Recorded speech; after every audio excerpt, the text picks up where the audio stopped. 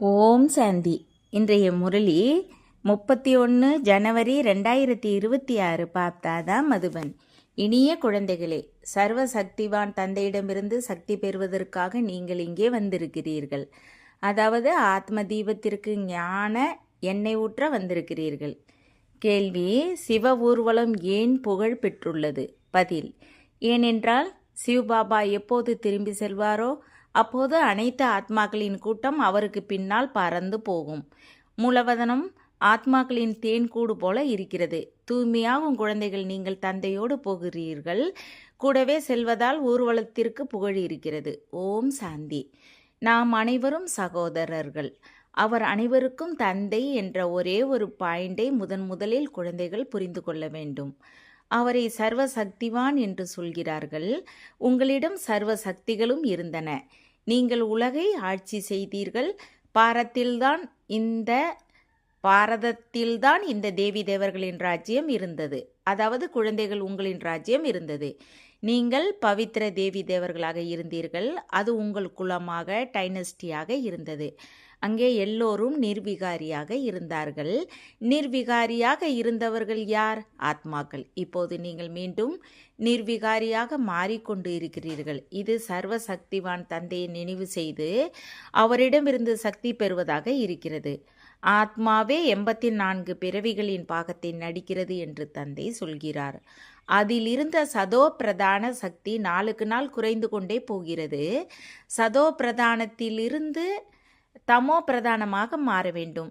அப்படி பேட்டரியின் சக்தி குறைந்து கொண்டே போகும்போது மோட்டார் நிற்கிறது. பேட்டரி டிஸ்சார்ஜ் ஆகிறது.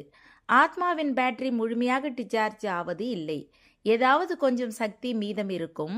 ஒருவர் இறந்தால் தீபத்தை ஏற்றுகிறார்கள். அந்த தீபம் அணையக்கூடாது என்பதற்காக அதில் எண்ணெயை ஊற்றிக்கொண்டு இருக்கிறார்கள். பேட்டரியின் சக்தி குறைந்ததால் அதை சார்ஜில் போடுகின்றார்கள். உங்கள் ஆத்மா சர்வ சக்திவானாக இருந்தது. இப்போது மீண்டும் சர்வ சக்திவான் தந்தையோடு உங்கள் புத்தியோகத்தை வைப்பதை இப்போது குழந்தைகள் நீங்கள் புரிந்து கொள்கின்றீர்கள். அதனால் தந்தையின் சக்தி நம்மிடம் வருகிறது. ஏனென்றால் சக்தி குறைந்து விட்டது. நிச்சயம் கொஞ்சம் இருக்கும். முற்றிலும் அழிந்துவிட்டால் பிறகு சரீரம் இருக்காது. ஆத்மா தந்தையை நினைவு செய்து செய்து முற்றிலும் தூய்மையாகிறது. சத்தியுகத்தில் உங்கள் பேட்டரி முழு சார்ஜில் இருக்கும். பிறகு கொஞ்சம் கொஞ்சமாக குறைந்து வரும். திரேதா வரை மீட்ரு குறைகிறது. அதே கலை என்று சொல்லப்படுகிறது. பிறகு சதோ பிரதானமாக இருந்த ஆத்மா சதோவானது என்று சொல்வார்கள். சக்தி குறைகிறது. நாம் சத்தியுகத்தில் மனிதரிலிருந்து தேவராகிறோம் என்பதை புரிந்து கொள்கின்றீர்கள். என்னை நினைவு செய்தால் நீங்கள் தமோ பிரதானத்திலிருந்து சதோ பிரதானமாக மாறுவீர்கள் என்று இப்போது தந்தை சொல்கிறார். இப்போது நீங்கள் தமோ பிரதானமாக மாறியதால் சக்தி திவாலாகியது. பிறகு தந்தையை நினைவு செய்வதால் முழு சக்தியும் வரும். ஏனென்றால் தேகம் உட்பட தேக சம்பந்தங்கள் அனைத்தும் அழிய போவது உங்களுக்கு தெரியும். பிறகு உங்களுக்கு எல்லையற்ற ராஜ்யம் கிடைக்கும். தந்தை எல்லையற்றவராக இருப்பதால் ஆஸ்தியும் எல்லையற்றதாக கொடுக்கிறார். இப்போது நீங்கள் அழுக்காக இருக்கிறீர்கள். உங்கள் சக்தி முற்றிலும் குறைந்துவிட்டது. குழந்தைகளே, இப்போது நீங்கள் என்னை நினைவு செய்யுங்கள். நான் சர்வசக்திவான். என் மூலமாக ஆல்மைட்டி ராஜ்யம் கிடைக்கிறது. சத்தியுகத்தில் தேவி தேவர்கள் முழு உலகிற்கு எஜமானர்களாக இருந்தார்கள். பவித்திரமாக இருந்தார்கள். தெய்வீக குணங்களோடு இருந்தார்கள். இப்போது அந்த தெய்வீக குணங்கள் இல்லை. அனைவருடைய பேட்டரியும் முழுமையாக டிஸ்சார்ஜ் ஆகி கொண்டு இருக்கிறது. இப்போது மீண்டும் பேட்டரி நிரம்புகிறது. பரமபிதா பரமாத்மாவோடு யோகம் வைக்காமல் பேட்டரி சார்ஜ் ஆக முடியாது. அந்த தந்தையே எப்போதும் தூய்மையாக இருக்கிறார். இங்கே எல்லோரும் அழுக்காக இருக்கிறார்கள். எப்போது தூய்மையாக இருப்பார்களோ அப்போது பேட்டரியில் சார்ஜ் இருக்கும். எனவே இப்போது ஒருவரை மட்டுமே நினைவு செய்ய வேண்டும் என்று தந்தை சொல்கிறார். மிக உயர்ந்தவர் பகவான். மற்ற எல்லாம் படைப்பு. படைப்பிடமிருந்து படைப்பிற்கு ஒருபோதும் ஆஸ்தி கிடைக்காது. படைப்பவர் ஒருவரே. அவர் எல்லையற்ற தந்தை. மற்ற எல்லோரும் எல்லைக்கு உட்பட்டவர்கள். எல்லையற்ற தந்தையை நினைவு செய்தால் எல்லையற்ற ராஜ்யம் கிடைக்கும். அதனால் தந்தை நமக்காக புது உலக சொர்க்கத்தை ஸ்தாபனை செய்து கொண்டு இருக்கிறார் என்பதை குழந்தைகள் உள்ளத்தில் புரிந்து கொள்ள வேண்டும். நாடக திட்டப்படி சொர்க்கத்தின் ஸ்தாபனை நடந்து கொண்டு இருக்கிறது. சத்தியுகம் வரப்போவது உங்களுக்கு தெரியும். சத்தியுகத்தில் சதா சுகம் இருக்கும். அது எப்படி கிடைக்கும்? என்னை மட்டும் நினைவு செய்யுங்கள் என்று தந்தை அமர்ந்து புரிய வைக்கிறார். நான் சதா தூய்மையாக இருக்கிறேன். நான் ஒருபோதும் மனித உடலை பெறுவது இல்லை. நான் தேவ உடலையும் பெறுவதில்லை, மனித உடலையும் பெறுவதில்லை. அதாவது நான் பிறப்பு இறப்பு வருவது இல்லை. எப்போது இவருக்கு 60 வயதில் வான்பிரஸ்து நிலை ஏற்படுமோ அப்போது குழந்தைகள் உங்களுக்கு சொர்க்கத்தின் ராஜ பாக்கியத்தை கொடுப்பதற்கு இவரது உடலில் வருகிறேன். இவரே முழு சதோ பிரதானத்தில் இருந்து தமோ பிரதானமாக மாறியிருக்கிறார். நம்பர் 1 மிக உயர்ந்தவர் பகவான். பிறகு சூட்ச்மவதனவாசி பிரம்மா, விஷ்ணு, சங்கர். அவர்களின் காட்சி கிடைக்கிறது. சூட்ச்மவதனம் இடையில் இருக்கிறது. அங்கே சரீரம் இருக்க முடியாது. சூட்ச்ம சரீரத்தை தெய்வீக பார்வையால் மட்டும் பார்க்க முடியும். மனித சிருஷ்டி இங்கே இருக்கிறது. மற்றபடி அங்கே பரிஸ்தாக்கள் காட்சியில் மட்டும் தெரிவார்கள். குழந்தைகள், நீங்களும் கடைசியில் எப்போது முற்றிலும் பவித்திரமாவீர்களோ அப்போது உங்களது காட்சியும் ஏற்படும். அப்படி பரிஸ்தாவாகி பிறகு இங்கேயே சத்தியுகத்திற்கு வந்து சொர்க்கத்தின் எஜமானர் ஆவீர்கள். இந்த பிரம்மா அந்த விஷ்ணுவை ஒன்றும் நினைவு செய்வது இல்லை. இவரும் சிவபாபாவை நினைவு செய்கிறார், பிறகு விஷ்ணு ஆகிறார். இவர் எப்படி ராஜ்யத்தை பெற்றார் என்பதை புரிந்து கொள்ள வேண்டும். சண்டை எதுவும் நடப்பது இல்லை. தேவர்கள் எப்படி இம்சை செய்வார்கள்? இப்போது குழந்தைகள், நீங்கள் தந்தையை நினைவு செய்து ராஜ்யத்தை பெறுகின்றீர்கள். அதை ஒருவர் நம்பலாம், நம்பாமலும் இருக்கலாம். குழந்தைகளே, தேகம் உட்பட தேகத்தின் அனைத்து தர்மங்களையும் விடுத்து என்னை மட்டும் நினைவு செய்யுங்கள் என்பது கீதையிலும் இருக்கிறது. ஆசை வைப்பதற்கு அவருக்கு தேகம் இல்லை. நான் கொஞ்ச நேரத்துக்கு இவரது சரீரத்தை கடனாக பெறுகிறேன் என்று சொல்கிறார். இல்லை என்றால் நான் எப்படி ஞானம் கொடுப்பேன்? நான் விதை ரூபமாக இருக்கிறேன். இந்த முழு மரத்தின் ஞானமும் என்னிடம் இருக்கிறது. சிருஷ்டியின் ஆயுள் எவ்வளவு? இதன் படைத்தல், காத்தல், அழித்தல் எப்படி நடக்கிறது என்பது வேற யாருக்கும் தெரியாது. மனிதர்களுக்கு தெரிந்திருக்க வேண்டும். மனிதர்களே படிக்கின்றார்கள். விலங்குகள் படிக்காது. அவர்கள் எல்லைக்கு உட்பட்ட கல்வியை படிக்கின்றார்கள். தந்தை உங்களுக்கு எல்லையற்ற கல்வியை கற்பிக்கின்றார். அதன் மூலம் உங்களை எல்லையற்ற எஜமானர்களாக மாற்றுகிறார். அதனால் எந்த மனிதரையோ அல்லது தேகதாரியையோ பகவான் என்று சொல்ல முடியாது என்பதை புரிய வைக்க வேண்டும். பிரம்மா, விஷ்ணு, சங்கருக்கும் சூட்ச்ம சரீரம் இருக்கிறது. இவர்களின் பெயரே வேறு. இவர்களை பகவான் என்று சொல்ல முடியாது. இந்த சரீரம் இந்த தாதாவின் ஆத்மாவிற்கு ஆசனமாக இருந்தது. இது அழியாத ஆசனம். இப்போது இது அழியாத மூர்த்தி தந்தையின் ஆசனமாக இருக்கிறது. அமிர்தசரஸிலும் ஒரு அழியாத ஆசனம் இருக்கிறது. யார் பெரிய மனிதர்களோ அவர்கள் சென்று அந்த அழியாத ஆசனத்தில் அமர்கின்றார்கள். இவை அனைத்தும் அழியாத ஆத்மாக்களின் ஆசனங்கள் என்பதை தந்தை இப்போது புரிய வைக்கிறார். ஆத்மா அழியாதது. அதை காலன் சாப்பிட முடியாது. மற்றபடி ஆசனங்கள் மாறிக்கொண்டே இருக்கின்றன. அழியாத மூர்த்தி ஆத்மா இந்த ஆசனத்தில் அமர்கிறது. முதலில் ஆசனம் சிறியதாக இருக்கிறது, பிறகு பெரியதாகிறது. ஆத்மா ஒரு சரீரத்தை விடுத்து அடுத்ததை பெறுகிறது. ஆத்மா அழியாதது. மற்றபடி அதில் நல்ல அல்ல கெட்ட சமஸ்காரம் இருக்கிறது. அதனால் கர்ம பலன் என்று சொல்லப்படுகிறது. ஆத்மா ஒருபோதும் அழிவதில்லை. ஆத்மாவின் தந்தை ஒருவரே. இதை புரிந்து கொள்ள வேண்டும். இந்த பாபா ஏதாவது சாஸ்திர விஷயத்தை சொல்கிறாரா என்ன? சாஸ்திரம் போன்றவற்றை படிப்பதால் யாரும் திரும்பி போக முடியாது. கடைசியில் எல்லோரும் போவார்கள். அப்படி வெட்டுக்கிளிகளின் கூட்டம் அல்லது தேனீக்களின் கூட்டம் போகிறது. தேனீகளுக்கும் ராணி இருக்கிறது. அதன் பின்னால் அனைத்தும் போகின்றன. தந்தையும் போகும்போது அவருக்கு பின்னால் அனைத்து ஆத்மாக்களும் போகும். அந்த மூலவதனம் அனைத்து ஆத்மாக்களின் கூட்டை போல இருக்கிறது. இங்கே இருப்பது மனித கூட்டம். இந்த கூட்டமும் ஒரு நாள் ஓட வேண்டும். தந்தை வந்து அனைத்து ஆத்மாக்களையும் அழைத்து செல்கிறார். சிவனின் ஊர்வலம் என்று சொல்லப்படுகிறது. அதில் செல்பவர்களை குழந்தைகள் என்றோ காதலிகள் என்றோ சொல்லலாம். தந்தை வந்து குழந்தைகளை படிக்க வைத்து நினைவு யாத்திரை கற்பிக்கிறார். பவித்திரமாகாமல் ஆத்மாவால் போக முடியாது. எப்போது பவித்திரமாகுமோ அப்போது முதலில் சாந்திதாமத்திற்கு போகும். அங்கே சென்று எல்லா ஆத்மாக்களும் இருக்கும். அங்கிருந்து பிறகு மெல்ல மெல்ல வந்து கொண்டே இருக்கும். இங்கே எண்ணிக்கை அதிகமாகி கொண்டே போகும். முதலில் தந்தைக்கு பின்னால் நீங்களே ஓடுவீர்கள். உங்களுக்கு தந்தையோடு, அதாவது காதலிகளுக்கு காதலரோடு யோகம் இருக்கிறது. ராஜஸ்தானி தயாராக வேண்டும். எல்லோரும் ஒன்றாக வருவது இல்லை. அது அனைத்து ஆத்மாக்களின் உலகம். அங்கிருந்து நம்பர்வார் வருவார்கள். மரம் மெல்ல மெல்ல வளரும். முதலில் இருப்பது ஆதி சனாதன தேவி தேவர் தர்மம். அதை தந்தை ஸ்தாபனை செய்கிறார். முதலில் நம்மை பிராமணராக மாற்றுகிறார். பிரம்மா பிரஜாபிதாவாக இருக்கிறார் தானே. பிரஜைகள் சகோதர சகோதரிகள்.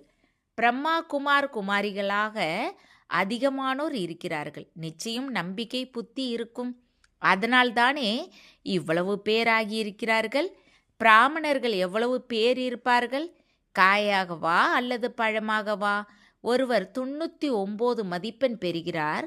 ஒருவர் 10 மதிப்பெண் பெற்றால் அவர் காயாகத்தானே இருப்பார். உங்களிலும் யார் பழமாக இருப்பாரோ அவர் நிச்சயம் முதலில் வருவார். காயாக இருப்பவர்கள் பின்னால் வருவார்கள். இது நடிகர்களின் உலகம் சுற்றி கொண்டே இருக்கிறது.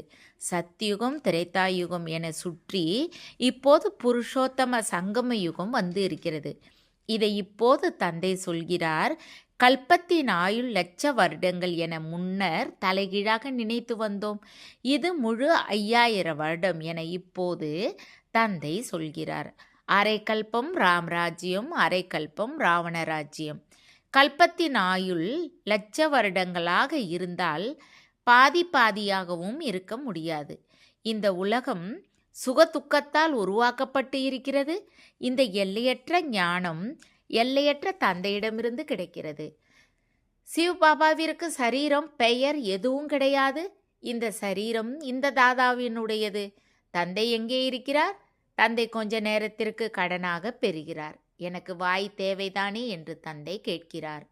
இங்கேயும் கவுமுக்கு உருவாக்கி இருக்கிறார்கள்.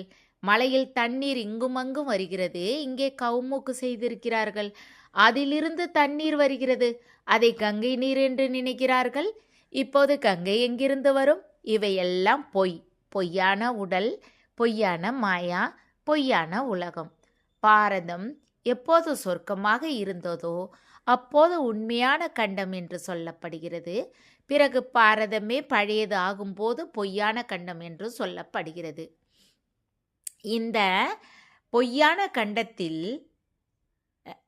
பொய்யான கண்டத்தில் அனைவரும் அழுக்காகிறார்கள். அப்போது பாபா எங்களை தூய்மையாக்கி இந்த பழைய உலகத்திலிருந்து அழைத்து செல்லுங்கள் என அழைக்கின்றார்கள்.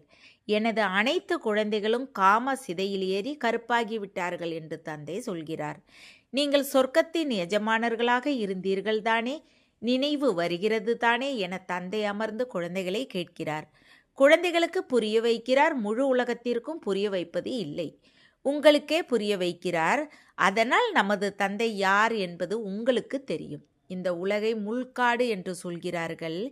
காமத்தின் மிக பெரிய முள் தைக்கிறது.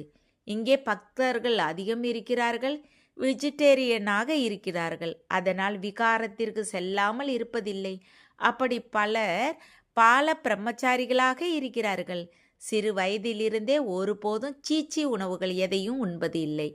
நிர்விகாரி ஆகுங்கள் என சந்நியாசிகளும் சொல்கின்றார்கள். மனிதர்கள் எல்லைக்கு உட்பட்ட சந்நியாசம் செய்ய வைக்கிறார்கள்.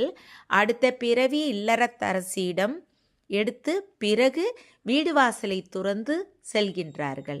சத்தியுகத்தில் இந்த ஸ்ரீ கிருஷ்ணரை போன்ற தேவர்கள் எப்போதாவது வீடு வாசலை விடுவார்களா என்ன? இல்லை. அவர்களுடையது எல்லைக்கு உட்பட்ட சந்நியாசம். இப்போது உங்களுடையது எல்லையற்ற சந்நியாசம். முழு உலகையும் உறவினர்கள் போன்றோரையும் புத்தியால் சந்நியாசம் செய்கிறீர்கள். உங்களுக்காக இப்போது சொர்க்கம் ஸ்தாபனையாகி கொண்டு இருக்கிறது. உங்கள் புத்தி சொர்க்கத்தின் பக்கமே போகிறது. அதனால் சிவபாபாவையே நினைவு செய்ய வேண்டும். என்னை நினைவு செய் என எல்லையற்ற தந்தை சொல்கிறார். மன்மனா பவ மத்யாஜி பவ என இருந்தால் நீங்கள் தேவராக மாறுவீர்கள். இது அதே கீதையின் காலம் சங்கமயுகமாகவும் இருக்கிறது. நான் சங்கமயுகத்தில்தான் சொல்கிறேன். தேவர்கள் ராஜயோகத்தை நிச்சயம் முந்தைய பிறவியில் சங்கமயுகத்தில் சுற்றி இருப்பார்கள், அதாவது கற்று இருப்பார்கள்.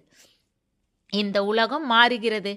நீங்கள் அழுக்கிலிருந்து தூய்மையாகின்றீர்கள். இப்போது இது புருஷோத்தம சங்கம யுகம்.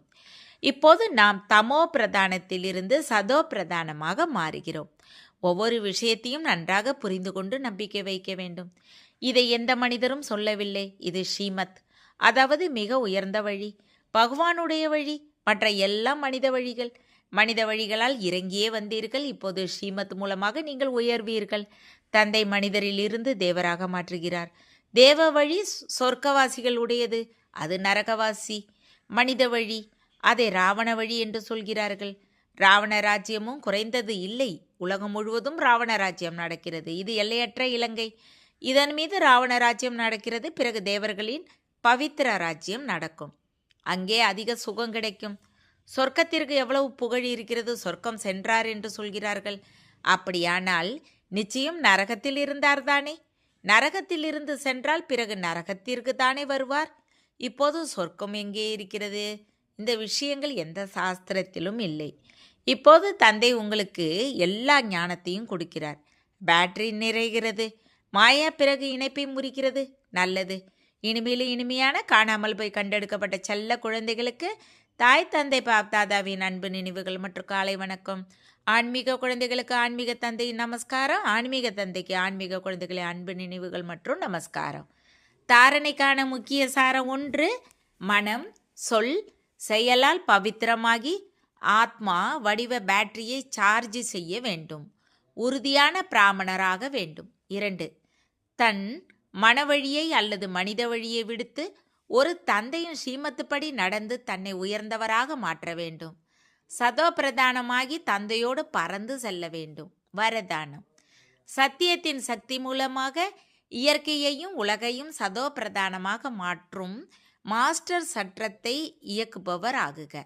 எப்போது குழந்தைகள் நீங்கள் சத்தியத்தின் சக்தியை தாரணி செய்து மாஸ்டர் சட்டத்தை இயற்றுபவர் ஆவீர்களோ அப்போது இயற்கை சதோ பிரதானமாக மாறும். யுகம் சத்தியுகமாக மாறும். அனைத்து ஆத்மாக்களும் சத்கதியின் பாக்கியத்தை உருவாக்கும். உங்கள் சத்தியம் தங்கத்திற்கு சமமானது. அந்த தங்கம் இரும்பை தங்கமாக மாற்றுகிறது.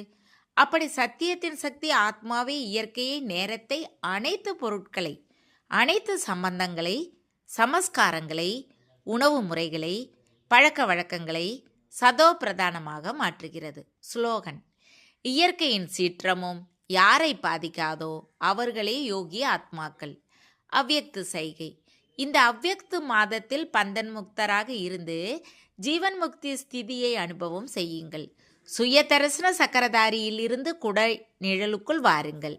எப்போது தேக உணர்வின் அநேக வீண் எண்ண சக்கரத்திலிருந்து லௌகீக மற்றும் அலௌகீக சம்பந்தங்களின் சக்கரத்திலிருந்து உங்கள் அநேக பிறவிகளின் சுபாவ சமஸ்கார சக்கரத்திலிருந்து இயற்கையின் அநேக வித கவர்ச்சிகளின் சக்கரத்திலிருந்து முக்தி பெறுவீர்களோ அப்போது மற்ற ஆத்மாக்களையும் தந்தையிடமிருந்து கிடைத்திருக்கும் சக்திகள் மூலமாக அநேக சக்கரங்களிலிருந்து விடுவித்து ஜீவன் முக்தர்களாக மாற்ற முடியும். ஓம் சாந்தி. தேங்க்ஸ் பாபா.